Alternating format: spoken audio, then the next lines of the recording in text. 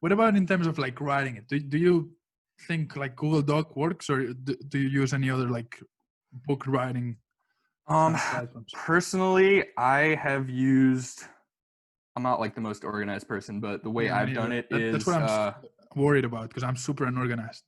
so the like minimalist way of organizing it that I would say is using either Trello or just like note cards, something that you can move ideas around really easily when you haven't decided on the outline yet. And then once you have the outline, I just have used Google Docs or Microsoft Word. A lot of people talk about Scrivener, if you've heard of it. That's Like, what I saw when I was doing research.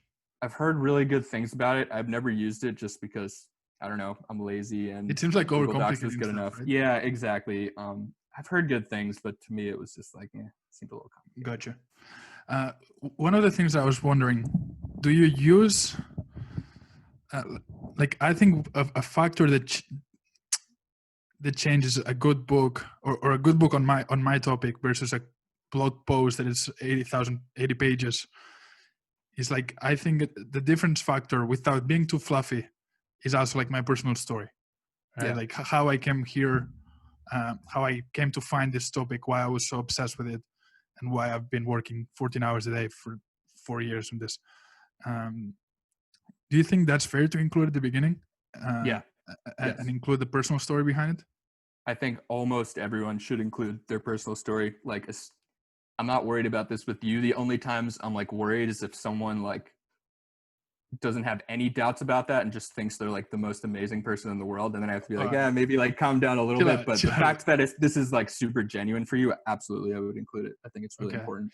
Because I remember when I was a kid, I don't remember what book I was reading, but I remember a guy said, the first 25 pages are my story and how I came to find this. If you don't want to read my story, you want to get to the practical advice, go to page 26 right now. But if you want to read the backstory and learn why it's me who's writing this book, this is like the first section. Like, I totally agree. Doing something like that. I think that's a great way to do it. I would just also be clear about like, not just this is why I'm doing it, but this is why I have a unique perspective on this. So it's like it's not just like you want to get to know me, but it's also like, I didn't have your typical path of whatever, like, growing up in New York with a rich white dad, like I have a different perspective on this, and that's valuable because of X, Y, Z. Okay. Yeah. So that's actually perfect. A couple more questions. I don't want to take too much of your time. Yeah. I'll give you one other thing related to that though. So my first book was on sports gambling, and I did the same thing. So I wrote it when I was, I think, 22, right? So it was very obvious I was not the world's greatest expert in sports betting. I wasn't rich or anything. However, my story was that basically I got really lucky. I made a bunch of money sports betting, and then I lost all of it.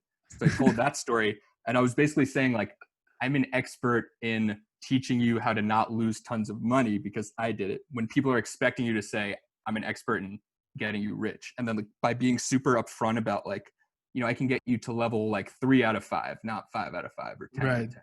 People really connected with that. It's like being really upfront about what's real, right? Like kind of exactly. like, I don't know if you've seen, but like 8 Mile, like the movie with Eminem. Exactly.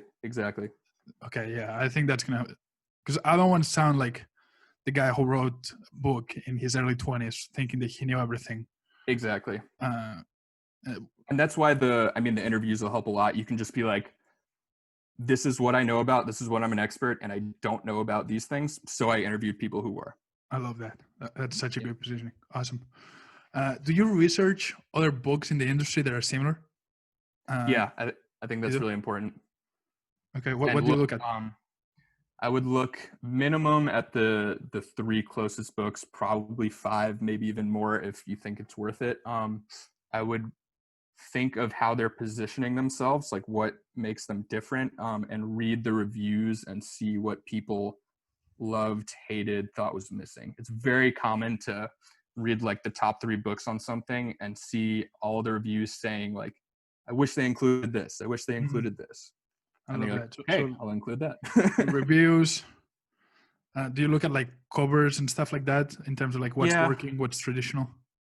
Yeah, but I wouldn't worry too much. Too much. Don't think of copying them. It's more just like say one of them did really well, it may have done really well because they did something different. And it's like, okay, let's just say one book doing really well was like super serious, and it's doing really well because it's super serious, but you want it to be more like funny and lighthearted. Like, that's not a bad sign. It's just you would be doing the opposite, you know? Right. Gotcha.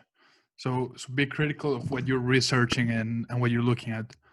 Exactly. Versus trying to copy what the top 3 are doing in common.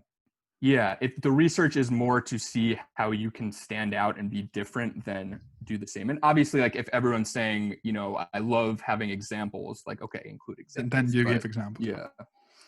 Awesome.